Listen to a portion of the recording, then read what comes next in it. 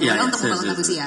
Setuju, Hanum. Jadi gini, kalau kita bicara overall, memang secara umum kualitas kita masih rendah. Banyak indikator-indikator menunjukkan itu.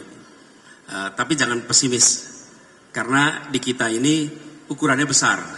Selalu kalau dibuat indeks, kita pasti akan kalah dibandingkan tetangga yang lain. Ada Singapura, ada Malaysia. Kalau dibuat indeks kalah, karena jumlah siswa kita ini lebih dari 50 juta. Jadi selalu rata-ratanya kalah. Tapi kalau diambil 20% terbaik kita, itu jumlahnya lebih banyak daripada seluruh siswa yang ada di Singapura. Okay?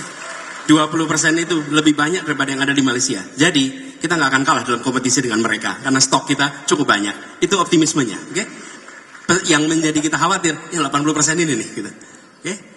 Contohnya aja, tadi saya sebelum naik sini, saya lihat data nih, soal milenial. Saya sempat tunjukin ya tadi, Marco Malo biar nggak salah, saya coba lihat ini ya datanya Hanum. Jadi saya ingin sampaikan di sini soal terkait dengan pendidikan ini, data sederhana aja. Millennials kita ini 86 juta, 40% lulusan SMA dan 40% lulusan SD SMP. Yang sarjana 14%. Tapi 14% dari 86 gitu, itu lebih banyak daripada yang ada di Singapura. Lebih banyak daripada yang di Malaysia. Ini potret. Nah, sekarang bagaimana ke depannya? Saya rasa nomor satu, biaya pendidikan itu mahal. Education is expensive, but stupidity is more expensive. Education is expensive, but ignorance is more expensive. Jadi pendidikan mahal, tapi kebodohan itu lebih mahal lagi.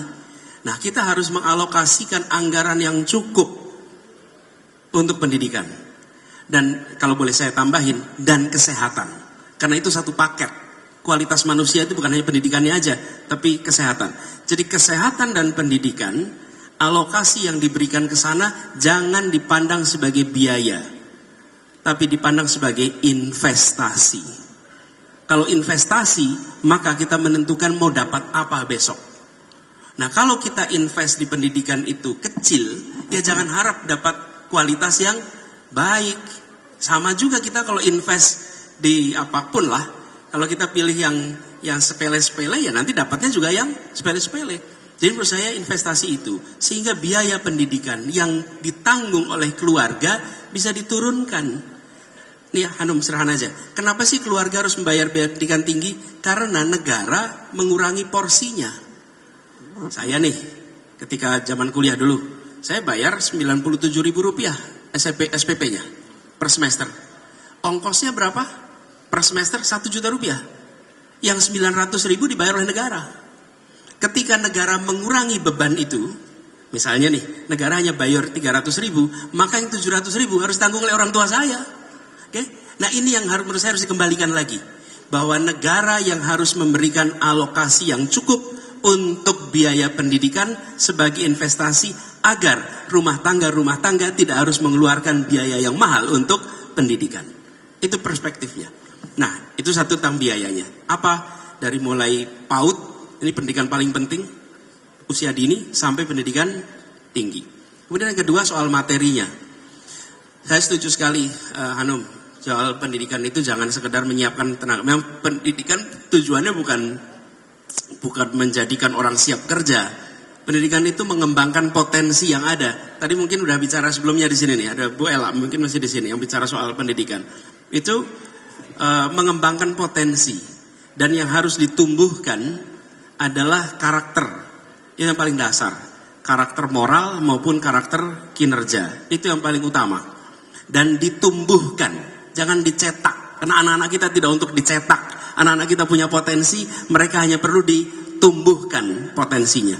Nah, kalau pendekatannya adalah menumbuhkan karakter, nantinya karakter apa yang paling penting yang mereka miliki? Tadi saya sampaikan karakter moral, karakter kinerja. Yang terakhir, Hanum cerita, tidak dipersiapkan untuk menghadapi A, B, C. Kita memang ke depan harus mendidik anak-anak kita untuk menjadi pembelajar, learner. Pembelajar itu punya kemampuan untuk to learn and to unlearn. Untuk bisa melakukan keduanya. Sehingga ketika ada AI, dia akan belajar untuk bisa memanfaatkan AI.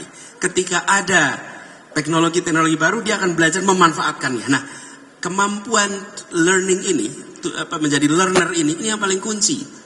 Sehingga kalau kita lihat nih negara-negara sudah bergerak nih. Dulu ada istilah negara maju itu industrialized advanced country, industrialist country, kemudian first world. Sekarang banyak negara menyebut dirinya kalau disebut maju apa?